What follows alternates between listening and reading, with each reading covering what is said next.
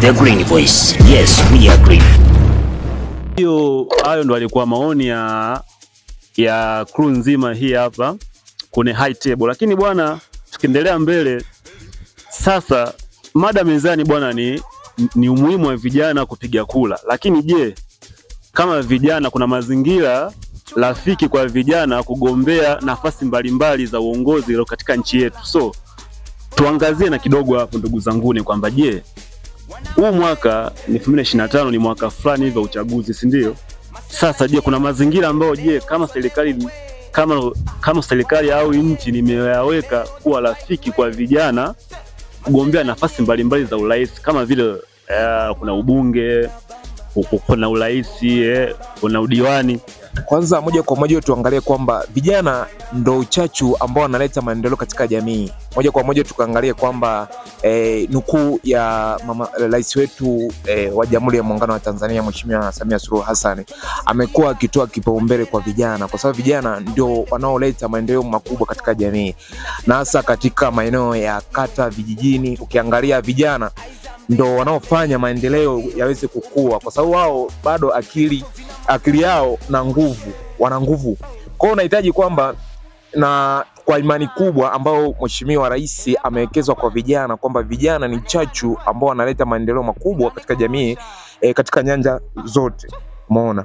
Kwa hiyo na imani kwamba uchaguzi huu wa mwaka 2025 vijana wengi watajitokeza kwa ajili ya kujitolea kwenda kuchukua fomu kwa ajili ya kugombea nyanja mbalimbali na wazifu mbalimbali katika uongozi, katika ubunge, katika udiwani na katika taasisi mbalimbali. Kwa hiyo mimi na imani kwamba vijana watajitokeza kwa wingi kwa ajili ya kuweza kuleta maendeleo katika taifa letu la Tanzania. Okay bwana, huyo ni Haruni na maoni yake akizungumzia je, vijana wanapata nafasi za kugombea au labda kuna mazingira mazuri kwa vijana kugombea nafasi mbalimbali za uongozi katika nchi yetu. Lakini bwana, nikiendelea mbele kwa Justin bwana Mahava kwa. Asante. Mazingira yapo na yameshatengenezwa, maana ipo kwamba kijana yoyote ambaye una umri kuanzia miaka 21 kuna nafasi ya kuweza kugombea kuanzia udiwani, wanaweza kuendelea mbele na ngazi tofauti za katika serikali. Tofauti tu kwenye labda ngazi ya urais, pale pana age ambayo inahitajika, ambayo mtu ndo unaweza ukagombea hiyo nafasi. Umeona?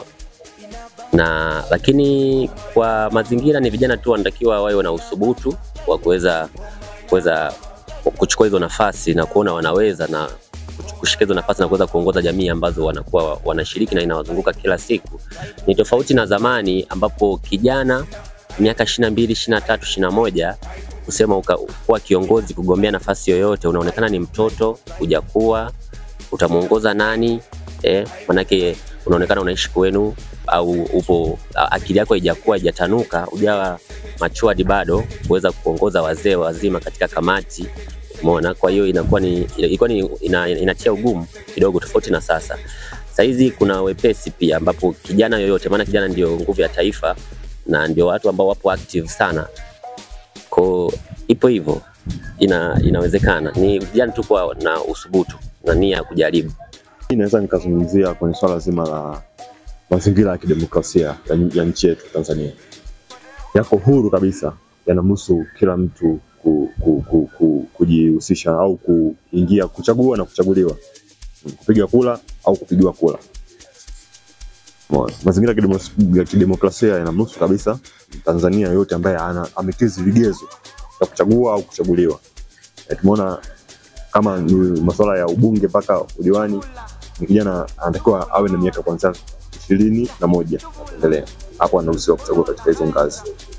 Hivyo hivyo pia kwenye kupiga kura, na mtu anatakiwa awe na miaka kuanzia 18 na kuendelea, anaruhusiwa kupiga kura. Kwa mazingira ya kidemokrasia yapo huru kabisa, yamemruhusu kijana kujihusisha au kushiriki katika uchaguzi. Hiyo ndio ilikuwa mada yetu leo mezani kunekaa kijanja. Tulikuwa tunazungumzia ni kuna umuhimu gani wa vijana kujitokeza katika kupiga kura, na tukijua mwaka huu 2025 ndio mwaka ambao wa kufanya maamuzi. So maoni yangu nikiwa kama muongoza kipindi, yani rubani namba 1, si ndio? vijana popote mlipo hakikisha mna vichinjio, nikimaanisha kadi ya kupiga kura, jitokeze kwa wingi Oktoba kupiga kura. So hii ilikuwa ni kakijanja, na mimi ni D-Max, nilikuwa na Justin Mahava, nilikuwa na Crispin, lakini nilikuwa na bwana Haruni hapa. So tukutane mpaka wakati mwingine. Hii ni Green Voice. Asante sana bwana. Hai.